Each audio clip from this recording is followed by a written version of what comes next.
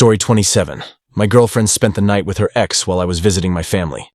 I caught my girlfriend of 3 years cheating on me with her ex, who we will call AP. There was a time when I, 27 male, thought Laura, 31 female, was the love of my life. We found each other at a party of mutual friends and hit it off from the start.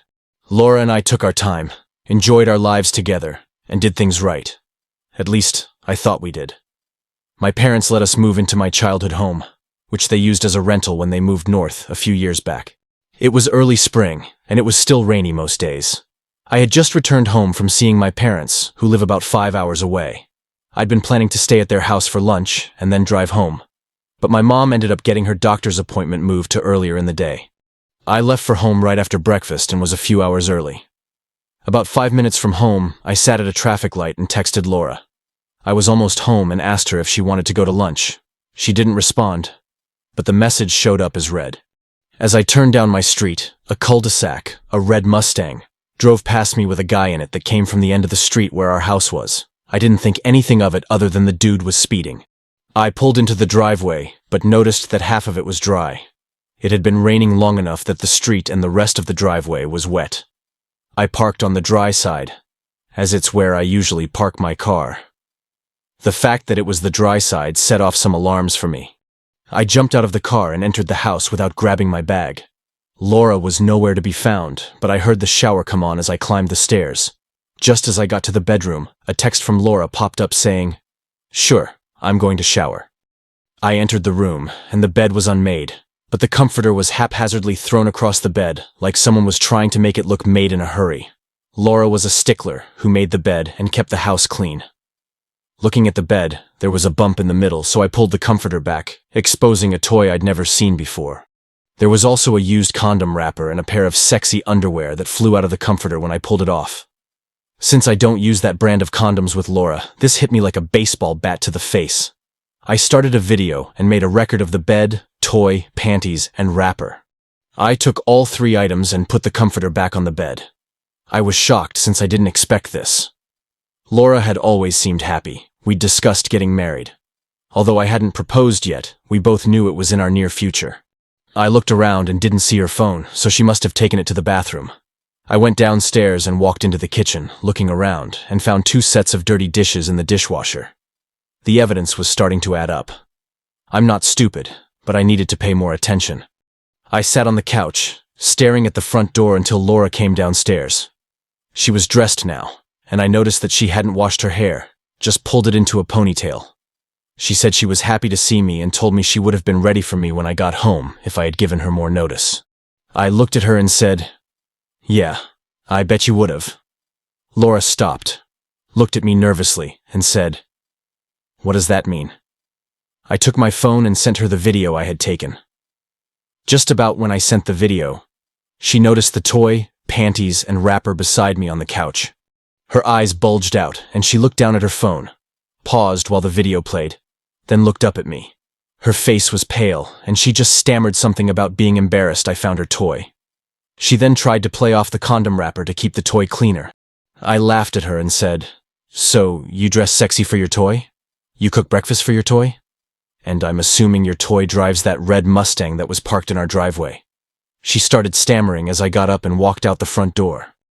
At least my bag was still in the car. When I returned to my parents' house, my phone was constantly buzzing. I had to turn it off because it was too much of a distraction while I was driving.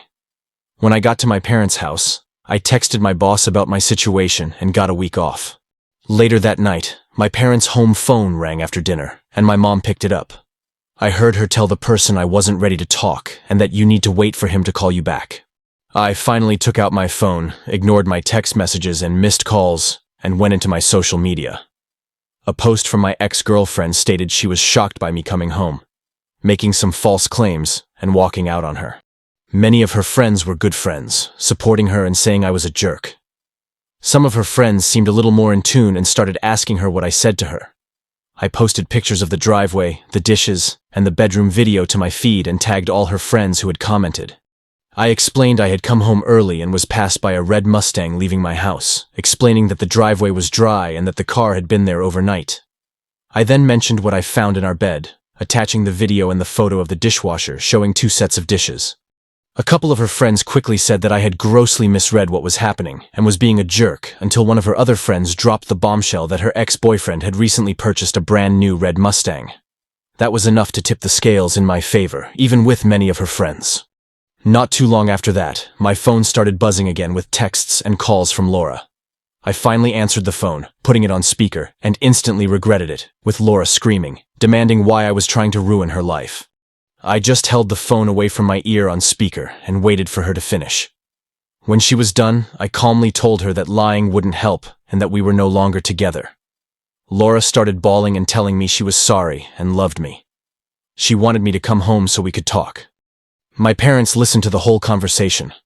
Then my dad took the initiative to interject in the awkward pause and inform my ex-GF that she would never be welcome in their home and they would never speak with her or be around her in the future. This hurt Laura to the core since she enjoyed being around my parents. She even joked that she had a better relationship with them than I did. Laura moved out of the house at the end of the month, and I haven't spoken to her since. I heard through some friends that her ex heard about all the excuses she gave and how much she loved me and that he was pissed because she lied to him about her feelings for me and dumped her. I don't know what happened to Laura after she left my house, and I honestly don't care. I removed and blocked her friends and most of the people in our shared circle. Harsh? Maybe. But it's my life, and I don't want the drama. As for what's next for me, my previous girlfriend Julie had left for England almost 4 years prior.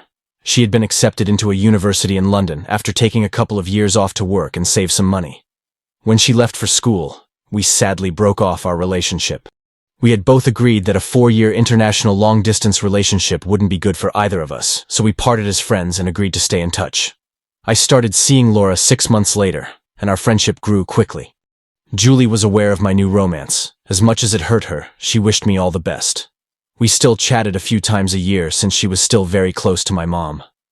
My mom was sad that our relationship had ended, but was happy for me that I found Laura.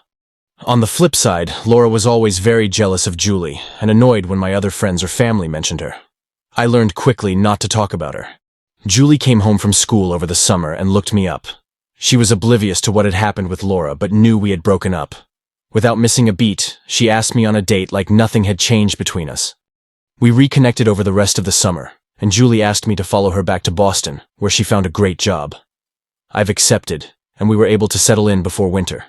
My life picked up where it left off, and it's like Laura never existed. I'm looking forward to my future with Julie.